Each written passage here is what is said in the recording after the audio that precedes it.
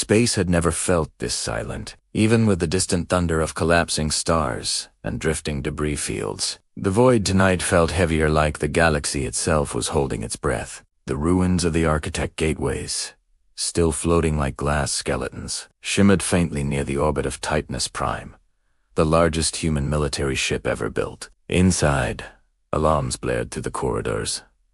Soldiers running, officers shouting orders. The hum of plasma reactors vibrating through every deck. Commander Zane stood at the central hull table, jaw tight, eyes fixed on the impossible incoming fleet. 12 alien dreadbeasts, living warships, emerging from hyperspace ruptures like demonic whales bursting from dark oceans. Their bioholes pulsed like beating hearts, their tendrils charged with energy storms, and leading them was a ship unlike any they had ever encountered. The Harvester of Dawn, an architectless vessel shaped like a massive ring, rotating slowly, generating gravitational ripples strong enough to bend Titanus Prime's orbit. Zane felt the floor tremble slightly as Titanus adjusted its thrusters to maintain position. He forced himself to breathe. "This is it," he said quietly. "The battle that decides the solar system." Nova Idris stood beside him, pale, holding onto the table for support as she stared at the hologram of the Harvester. "This ship, it isn't just a weapon," she whispered. "It's a judgment engine. It measures civilizations and destroys the ones that fail." Her voice shook, but her eyes stayed sharp, analyzing every detail. Unito 9 rolled in, its sarcastic tone nowhere to be found today. "Commander," it said softly, "statistical survival chances for Titanus Prime against the Harvester fleet are currently mathematically insulting." Lyra snorted despite the tension. Great. Perfect motivational speech. But her hands trembled as she strapped into the pilot chair. The ship thundered as battle stations locked in. Plasma cannons rotated. Railguns charged. Drone wings deployed like metal swarms. Across the holomap, hundreds of human-allied ships began forming defensive lines, frigates, corvettes, destroyers all, aligning behind Titanus Prime like children hiding behind an older sibling. And still, the alien fleet advanced. Zane turned to Kael Dravos, the stoic weapons chief. Kael's eyes were cold steel. "We should fire first," he said. "If they reach optimal range, we lose the upper hand." Zane nodded slowly. "Fire long-range railguns. Aim for the dreadbeast on the left formation." Kael slammed the command terminal.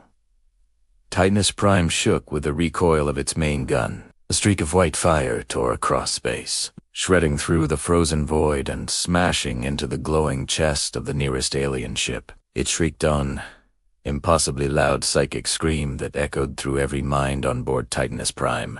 Crew members collapsed, clutching their ears. Nova staggered, Lyra grimaced, blood trickling from her nose. Even Zane felt his skull vibrating. They screamed in their minds. Nova whispered, "These ships, they're alive."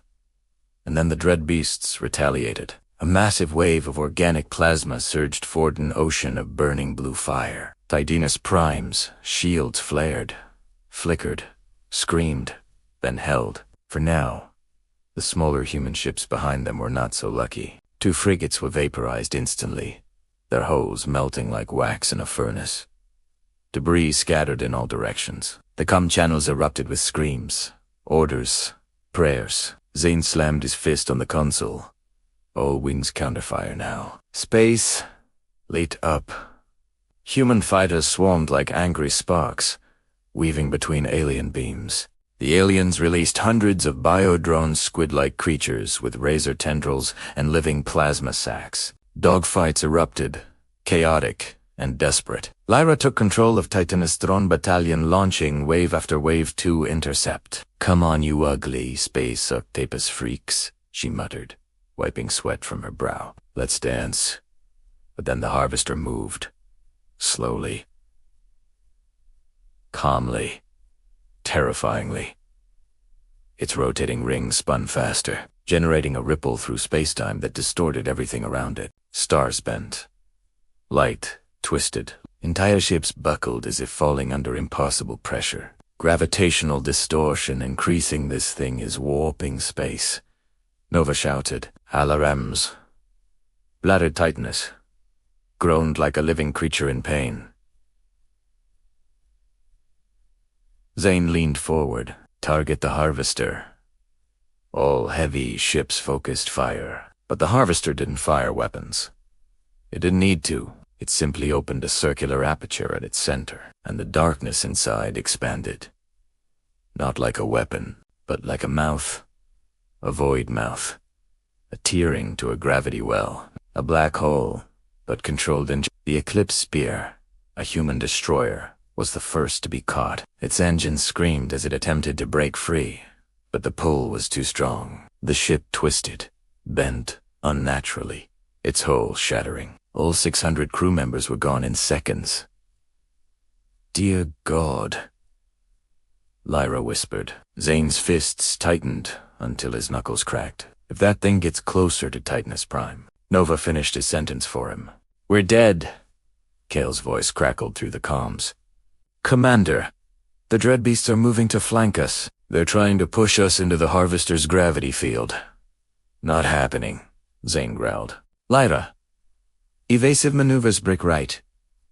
Lyra jerked the controls. Titanus Prime groaned violently as the engines pushed beyond safe output. The ship tilted, skidding across space like a drifting titan. Alien plasma grazed the hull, scorching entire decks.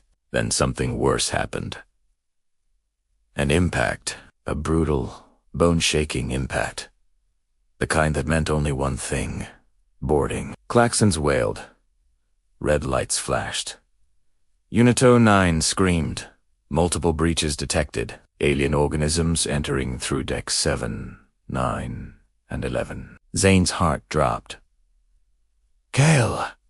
Seal the corridors!" Kael's voice came back, strained, already trying to mit.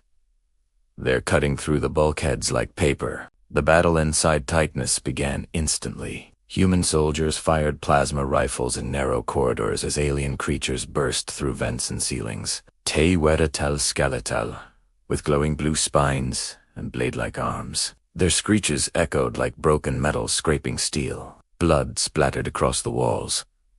Soldiers died, screaming. Flames erupted. Zane grabbed his rifle and sprinted toward the breach points. "Nova, stay with Lyra.